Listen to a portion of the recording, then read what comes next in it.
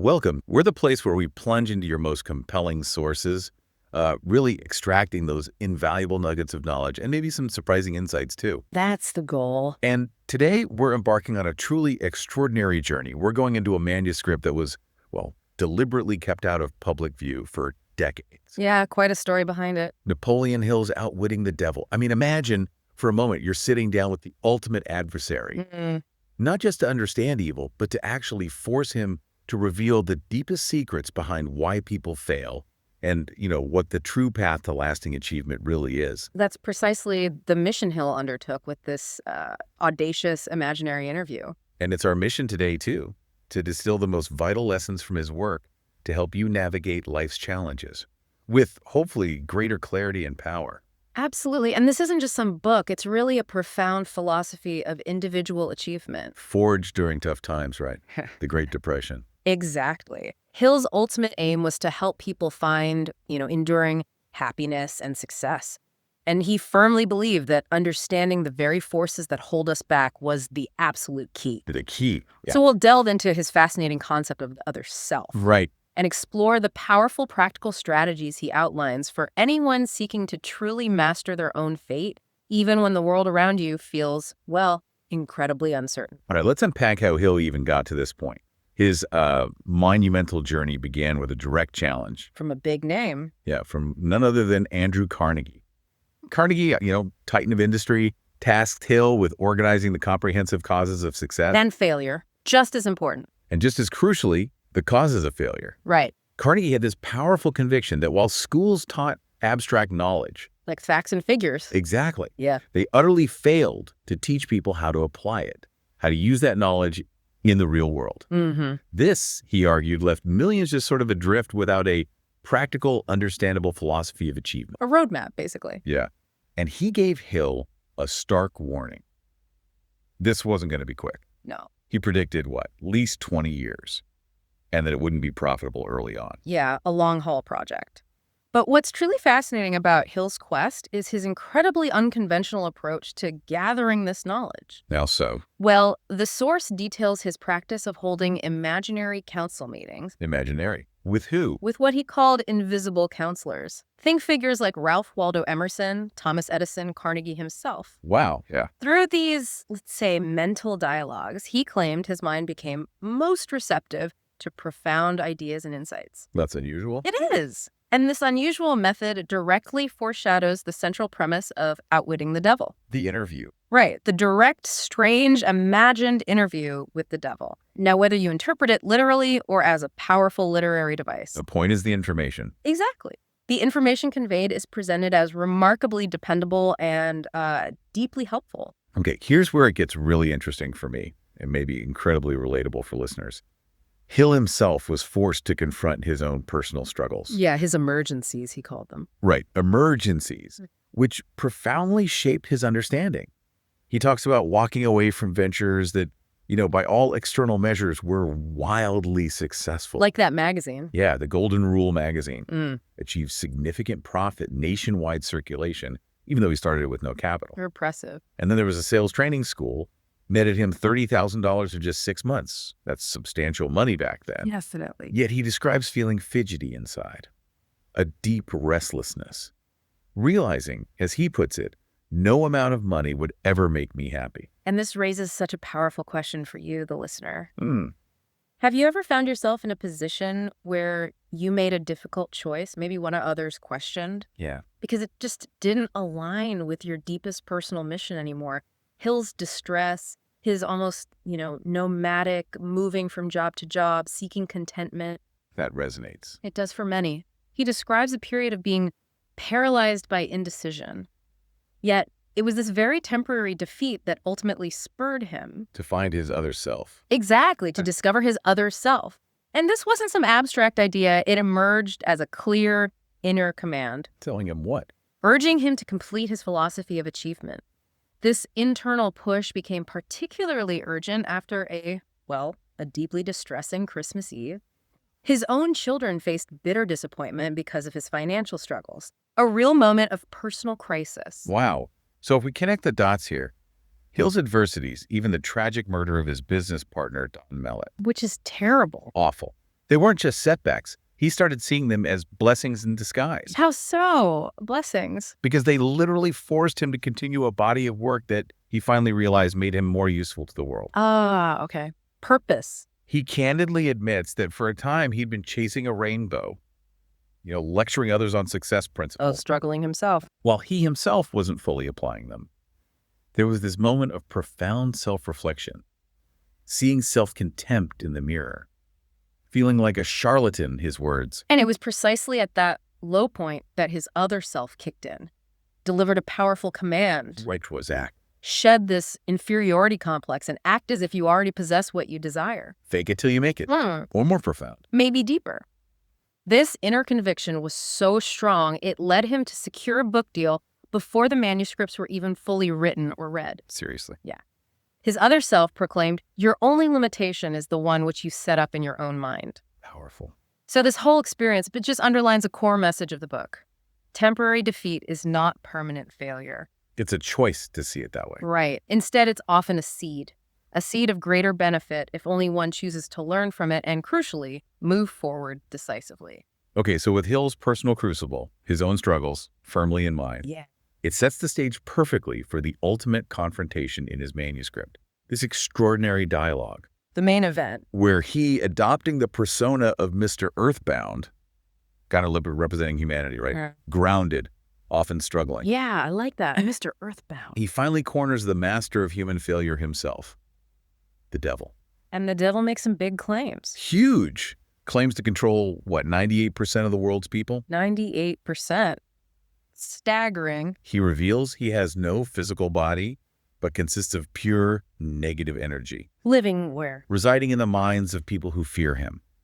And get this, a truly fascinating, almost cosmic claim. What's that? He states he occupies 1/2 of every atom. Half of every atom. With his opposition, what we call God occupying the other half. Wow. Okay, that's a big concept, but what's really illuminating is the devil's confession about his tools. His cleverest devices for mind control. Exactly. And at their root, it's all about fear. Fear. Makes sense. He explicitly names the 6 most effective fears he exploits: poverty, criticism, ill health, loss of love, old age, and death. The big ones. The really big ones. And he boasts that poverty and death are his most potent, most frequently used tools. Why those two specifically? Maybe because they touch survival and the ultimate unknown.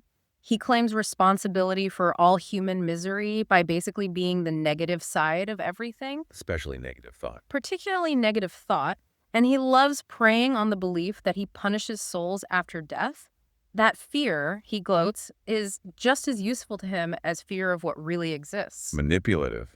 And his single greatest weapon. Ah, yes. It's something he calls drifting. Drifting. What does that mean? He calls it a secret principle through which he silently enters minds, leading people straight to hell. Hell, like fire and brimstone? No, he immediately clarifies hell isn't fire and brimstone, it's simply failure. Ah, okay, failure is hell. And he gives this deceptively simple equation for drifting. Laziness plus indifference, procrastination drifting. Ouch. Laziness plus indifference equals procrastination equals drifting.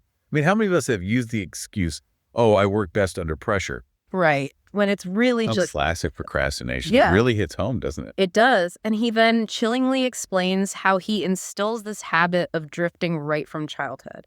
He claims to cause parents to unknowingly perpetuate his control, teaching kids to blindly adopt their own beliefs.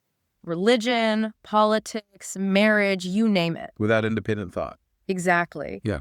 And paradoxically, he also causes parents to spoil children by overhelping. How does that help him? It inadvertently destroys their innate self-confidence and initiative, makes them dependent. I see. And schools. Even schools, he asserts, unwillingly aid his cause by teaching everything except how to use their own minds and think independently. What do they teach instead, according to him? Focusing on cramming non-essential information and just making credits, rather than fostering genuine self-determination.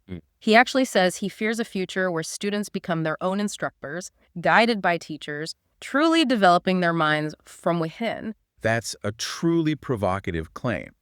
that our core institutions could be complicit in this drifting. It's unsettling. And the churches, what about them? The devil claims they are among his most helpful allies. Allies. Because he says they kindle the flame of fear into proportions which destroy the child's power to think accurately by frightening them with his name. Wow. He states that both institutions, churches, and schools help me to convert people to the habit of drifting. It's a, well, pretty scathing indictment. Indeed. And it goes beyond institutions, right? He talks about powerful figures. Oh, yeah. He claims to manipulate powerful figures, including dictators like Mussolini, Hitler, Stalin. How? He says he appoints and manipulates them by skillfully feeding their vanity, their ego. Okay. And in the U.S. at the time, 1938. He brazenly boasted of paving the way for a dictatorship by sowing the seeds of fear and uncertainty in the minds of the people. Through who? Primarily, he claimed, through the president then, Franklin D. Roosevelt, by accusing him of drifting on key issues. Controversial stuff. Very. The devil's viewpoint, as presented by Hill, is that war and economic collapse breed fear in people's minds and are certainly the work of the devil. And he supposedly gloats over things even today. Well, the text suggests he would gloat over the rise of entitlement programs and increasing government involvement in business, seeing them as further eroding individual initiative. Again, important to stress this. Is Hill reporting the devil's alleged view? Absolutely. Not an endorsement of these political or economic stances, just conveying the source material. Okay, so drifting.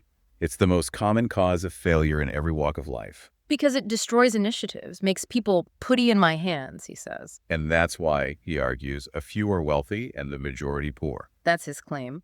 He even states, poverty, like physical illness, is a contagious disease found only among drifters. Contagious, wow.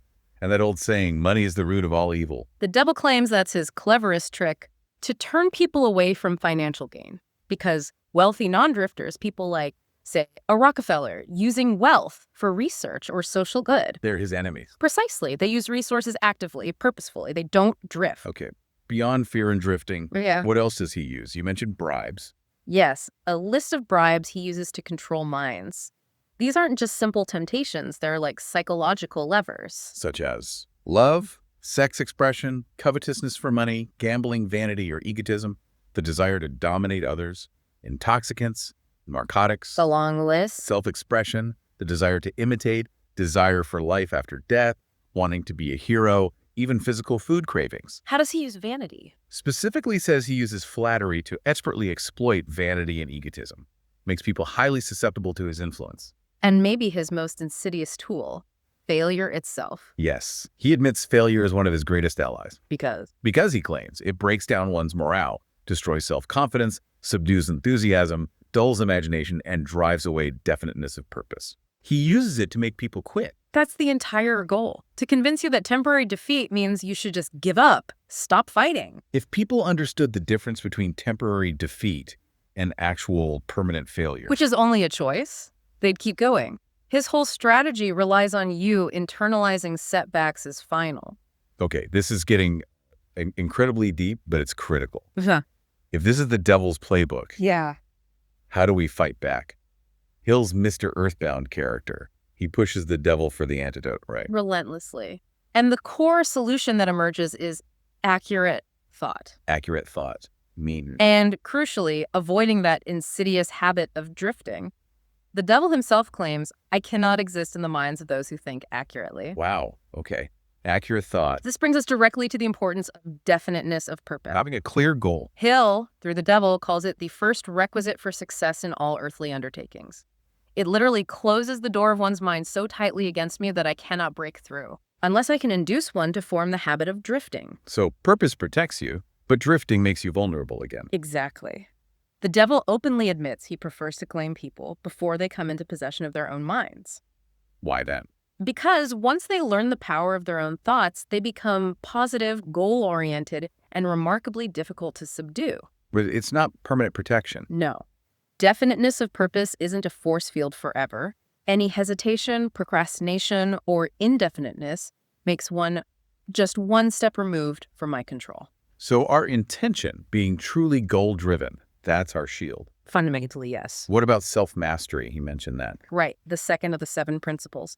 And it starts, interestingly, with mastering 3 fundamental appetites: Which are? food, sex, and loosely organized opinions. Loosely organized opinions. Okay, let's start with food. He describes overeating leading to what he calls auto-intoxication. Meaning poisoning yourself. Hill clarifies it more as a kind of internal sluggishness, mental fog from digestive imbalance. He argues it rolls the machinery of the brain into something resembling a wad of putty, Making you sluggish, irritable. and profoundly unable to think clearly or act decisively. He sees it as a major handicap to definite thought and action.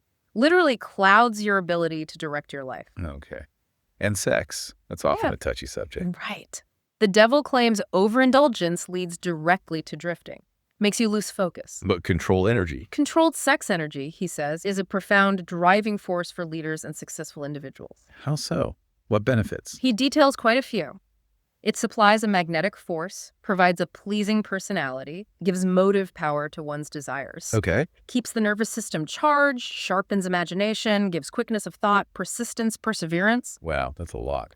He calls it a great antidote for all fear, gives immunity against discouragement, helps one master laziness and procrastination, and makes winners and not quitters. So it's a creative force, not something vulgar. Exactly. He emphasizes its nature's method of perpetuation, which should fundamentally remove any thought that it's impure, elevating it instead to a powerful creative force. And he ranks it highly. He goes so far as to state that accurately understanding sex and its controlled expression is next to the top of the list in importance, Surpassed only by. accurate thought itself. And that third appetite. Loosely organized opinions. Yeah, fascinating, right. He advises against expressing uninvited opinions. Why? Isn't sharing ideas good? He views blurting out opinions without being asked as a subtle form of egotism and vanity. It doesn't gain respect, he argues, but actually attracts unfavorable attention and can undermine your influence. Think before you speak, essentially. Makes sense. So if we pull this all together, the only truly dependable power we have, Is ourselves. more specifically, The power of our own thoughts. It's the only power, the devil claims, that cannot be perverted, colored, modified, and falsified by their dishonest fellow human beings. everything else can be manipulated, but your mind. Your internal thought process is uniquely yours to command. Okay. He also introduces another concept, hypnotic rhythm. Right. Hypnotic rhythm. Hill posits this as a fundamental natural law, like gravity. Meaning, Essentially, whatever thoughts or habits you consistently dwell on and feed your mind. positive or negative. Doesn't matter. They will eventually become deeply ingrained and inevitably manifest in your life. So you attract what you focus on. Pretty much. If your mind constantly fears poverty, it attracts poverty. If it constantly demands opulence, it attracts opulence. It's unavoidable, so you must choose to make it work for you. By consciously cultivating positive, definite thoughts. Exactly. Take control of the rhythm. Now, in a surprising twist, the devil admits that adversity can actually be a profound benefit. Yeah, that seems counterintuitive coming from him. Right. Failure, he says, is man-made. It's never real until it has been accepted by man as permanent. So it's a state of mind. Fundamentally, a state of mind that can be controlled and redefined.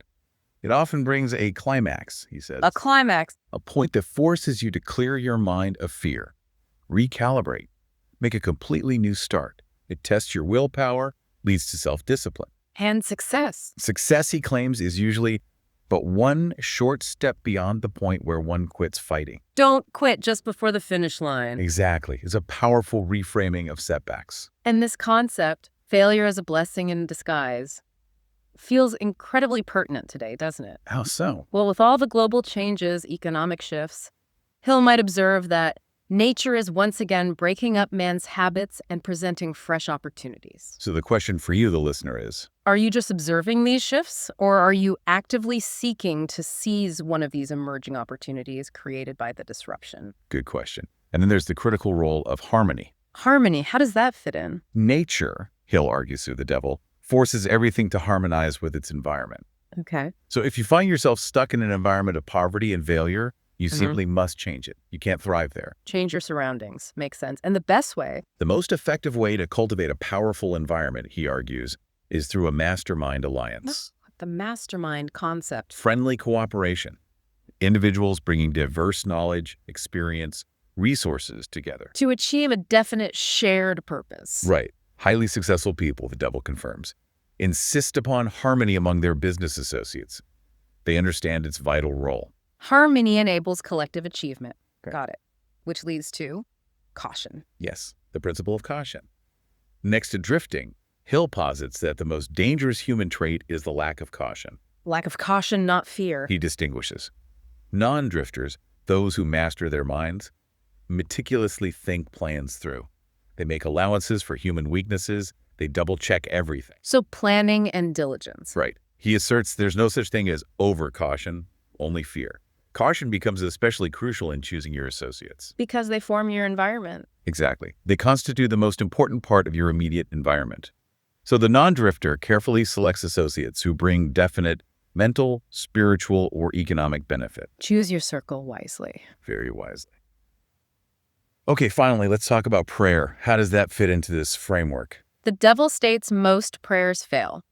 Why? Because people typically pray only when everything else has failed. Their minds are already filled with fear and desperation. The wrong frequency, maybe? But effective prayer. He admits if one prays with definiteness of purpose and faith, meaning a clear goal and unwavering belief, they set in motion natural laws that can transmute desires into their physical equivalents. So it's about clarity and belief, not desperation. Exactly. Hill himself shared that he changed his own prayer, not begging, but expressing gratitude for what he already possessed. Okay. Coupled with a fearless demand for what he truly wanted, always adapted to nature's immutable laws, working with the laws, not against them. Interesting approach. And in closing his extraordinary confession, the devil offers a definition of sin. What is it?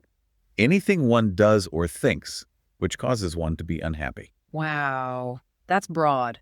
Anything that causes unhappiness is sin. That's the definition given. Yeah. It includes overeating, overindulgence in sex, negative thoughts like envy or fear, cheating, lying, stealing. The usual suspects. But also choosing to remain in ignorance, accepting what one doesn't truly want, and of course, Drifting. Ultimately, Hill, speaking through the devil, just keeps reinforcing that definiteness is the first requisite for success in all earthly undertaking. That's the core message. And the devil's greatest fear, he confesses. What's that? That definite knowledge, properly organized into definite plans, will entirely destroy his influence over humanity. Knowledge and planning defeat him.